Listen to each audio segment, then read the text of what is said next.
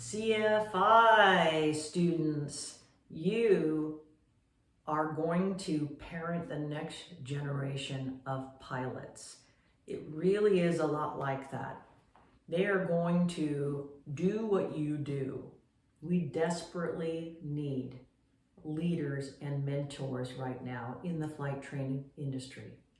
Just getting your CFI ticket does not automatically make you a great teacher. Yes, it's a license to learn, and you're going to practice on your first couple of students. You're going to get better. Utilizing debriefs from DPEs to see how you could have done things better with an applicant, which every single applicant I ever put up for a check ride, I had to fix something.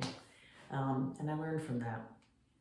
You also can learn by studying on your own time outside of your paid hours, because getting your CFI certificate is just the beginning of your studies. You're going to be having to study and look up things almost every day. In order to be a great CFI, you really have to care about the people that you're teaching. You have to listen to them. You have to figure out how their brains work. And if the way that you're teaching them isn't working, can you be flexible and come up with something else that does work for them? It's a lot of hard work, but it's also extremely rewarding, and it's critical for the future of piloting around the world. We think about it as just being the US, but we do the vast majority of training of pilots for the entire world. So what you're doing is so important. I know it doesn't feel important sometimes because you don't get paid enough. But do you know that that is not the measure of what makes you important? You have the great privilege and responsibility of raising the next generation of pilots to be competent and safe and ready for the real world. And that is a big deal. You impact so many lives by what you are teaching, that person's life and their passengers' lives.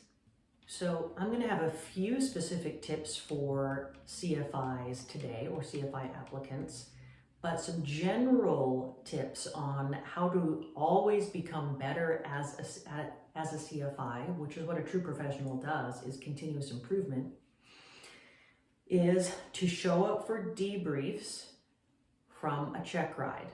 If you are not able to be there in person, such as your student is flying to a remote check ride, then require your student to write down the debrief and cover it with you later. You can request a debrief from the DPE, and most of us are happy to do that. However, it is tricky matching up with us due to CFI and DPE flying schedules. So it's far better if you can be there in person. And believe it or not, the DPEs kind of forget the details of the check ride of your student after about 2 days. So we do have notes, we can dig them out, but please require your students to write down the debriefs. This is the single best way that you can refine your technique as a CFI. A very important thing to do if you are part of a flight school and not an independent CFI is to share the debriefs with the chief CFI so that that individual can be identifying trends in the school and potentially making corrections. We're a team. The system works really well if we all do what we can to correct issues and keep learning, which requires feedback. So here's some specific tips that I can give you from what I've seen in the last couple of years of being a DP. Minimize touch and goes. I know this is kind of shocking, but it inadvertently teaches your students a lot of bad habits, such as not braking for a short field landing, throwing the flaps up on the runway every single time, when industry standard is we touch nothing on the runway until we are clear, so that we don't inadvertently bring gear or flaps up in the future airplanes are going to be flying. Also, touch and goes don't allow for much time at all to correct, to give adequate feedback about the last landing. And the student is already very busy flying the airplane when they could just be receiving your feedback as they're calmly taxiing back to the runway with a full stop taxi back.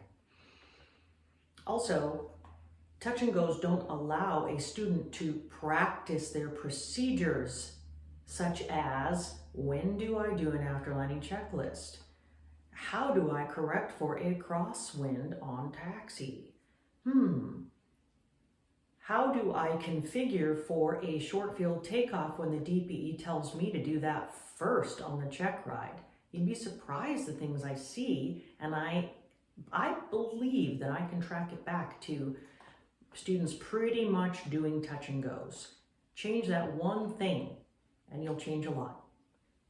Always, always, always have a plan before you take off, and brief the plan. Okay? Do ground before and after each flight to include talking about the plan, and after you land, debrief it. Lead by example. Teach your students how to use checklists.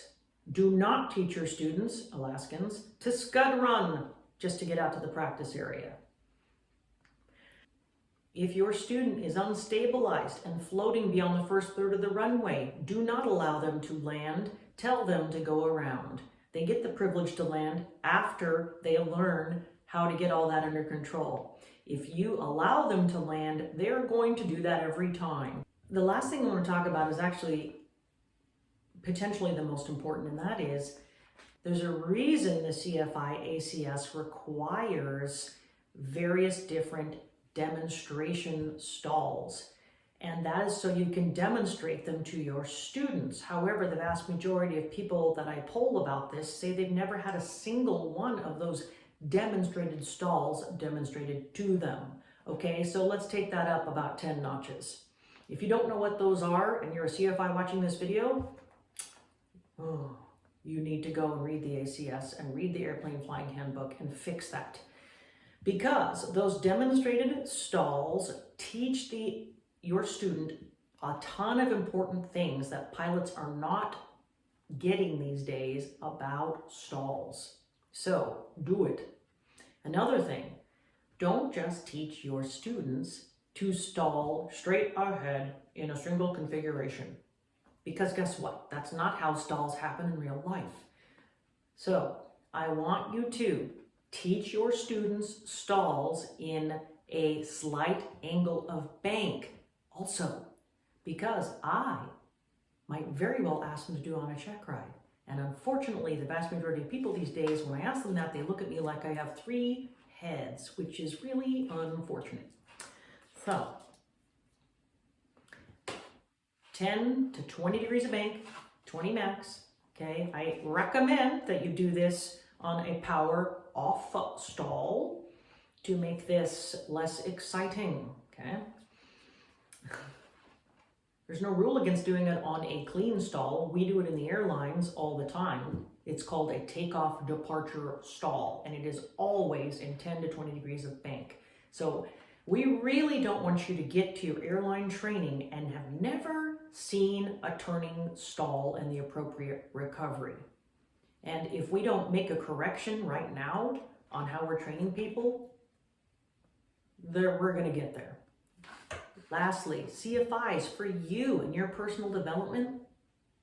You really need to get outside the training environment and the practice area and get your own PIC completely solo or with no pilots or students on board experience. Flying cross country, ferrying airplanes, flying at night, flying in actual IMC, flying in a little bit of turbulence, flying in slightly heavier winds than you're normally comfortable with.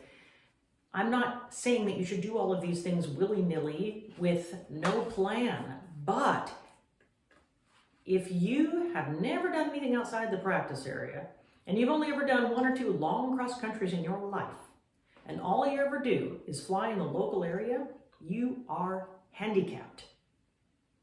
And you do not have as much to give to your students than if you were a fully fledged pilot in command, experienced, with everyday real experience pilot. So the good news is that it's fun to fly airplanes and it's fun to go places. So if you want to go with friends who are also pilots, awesome. Get a crew together. Get in your own separate planes with your friends and go do something cool. Limit yourself only by your risk assessment that is carefully done, right? Some members of the group might feel comfortable with something that others do not. That's fine. But get out there and get real life experience. There is no substitute for it.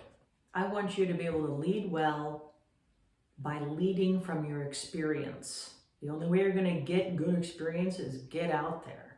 Okay? Of course, be safe while you're doing that, but you don't need to be overly afraid. You are well trained and you can make good decisions. You have the tools to do that. So get out there and have some fun. And I am always here for you. You are the front line. If CFIs do their jobs exceptionally well, guess what? There's no need for a me. There's no need for a DPE, right? We have a check and balance system to make sure that CFIs can continue to grow and get better at their jobs. And so if people are not properly vetted prior to a check ride, that I'm the last wall there. Always with the point, always with the goal being that someone gets to be a pilot eventually once they've received the right training and experience. I really appreciate you dedicated professionals who care about your students, who work so hard, who are incredibly good at what you do. Your job is not easy. It is a huge responsibility. Thank you for taking the time to watch these videos so that you can learn and grow. Because that's the point. I'm cheering for you.